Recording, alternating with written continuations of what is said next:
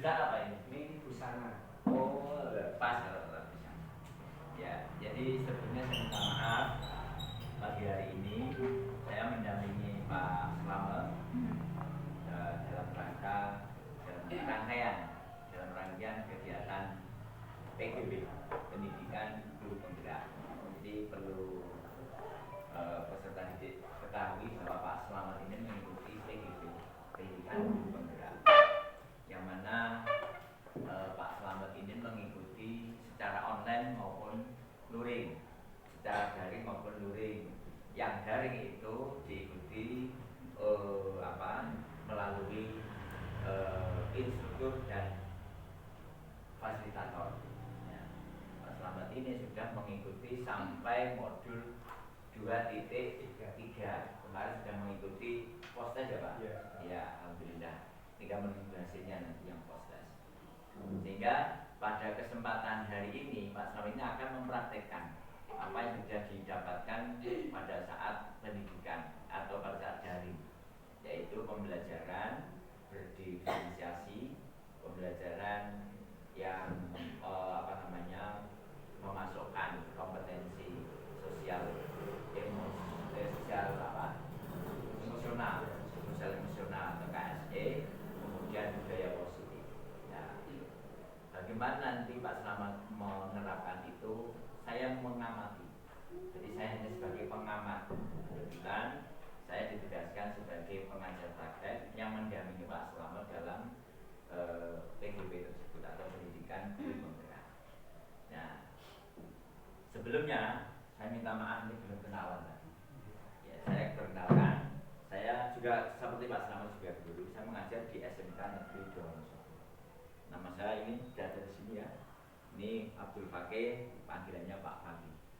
Saya ngajar di SMK Negeri Wonosobo sejak tahun 2000 sampai 2023, jadi 23 tahun di SMK Negeri Wonosobo.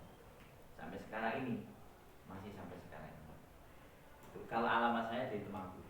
Jadi saya setiap hari itu laju dari Temanggung ke Wonosobo, lalu 40 kilo selama 23 tahun. Sudah saya jalan. Maka kalian yang rumahnya mungkin hanya sekitar Wonosobo sini kan, jangan sampai berangkatnya terlambat. Saya aja itu walaupun dari Temanggung 40 kilo, ya hampir tidak pernah terlambat. Ya kita harus bisa memperhatikan, memperhitungkan perjalanan kita butuh waktu berapa, sehingga kalau tidak terlambat itu perjalanan harus kita perhitungkan sehingga tidak sampai terlambat. Jangan sampai kalian terlambat, apalagi jurusan tata busana ya. Busana ini peluangnya bisa sekali ke industri, bisa ke industri atau bisa berwirausaha sendiri. Wirausaha peluangnya besar juga, ya. Saya melihat peluang tata busana ini besar sekali. Jadi kalau kalian misalnya mandiri, modalnya sebenarnya kan tidak terlalu mahal, ya kan? Kalau hanya industri rumahan begitu kan, penjahit itu kan tidak terlalu mahal lah. Kalau beli penjahit kan bisa ya.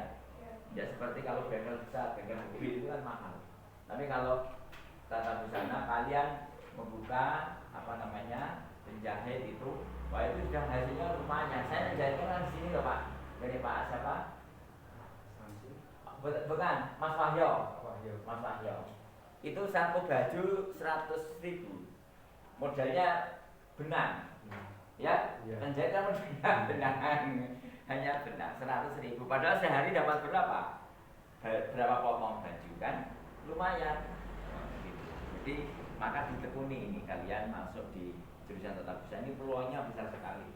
Peluangnya besar sekali. Kalau bisa memang mandiri, berusaha sendiri, tidak usah ke industri. Industri itu kalau di konveksi itu kan gajinya jelas sudah kan, ya gajinya kan hanya itu gitu. Tapi kalau mandiri berkembang, kalian nanti mempunyai anak buah, bisa menggaji, bisa membuat lapangan kerja, kan seperti itu.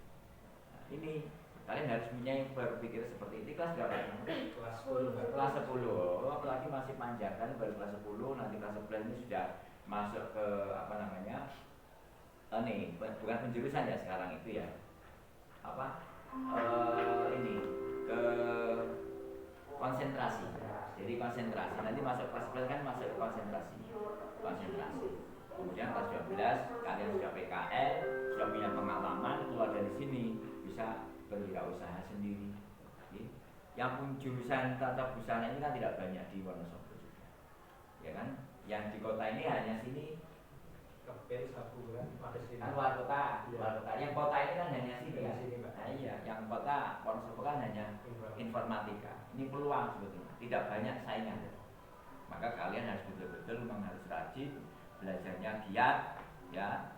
Kemudian keterampilannya itu betul-betul kalian kuasai, sehingga kalian nanti bisa mandiri, bisa berwirausaha. Saya kira itu, dan mohon izin saya nanti di ruangan ini menurut saya Pak Slamet, saya hanya mengamati.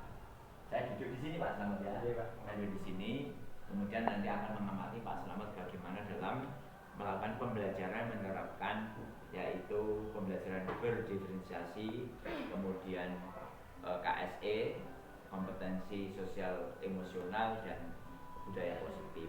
Jadi kalian beruntung mempunyai guru Pak Slamet. Jadi Pak Slamet ini mengikuti PGP ini sudah banyak mendapatkan materi tentang pembelajaran, khususnya di kelas 10 ini kalian beruntung juga mengikuti kurikulum Merdeka Mengajar.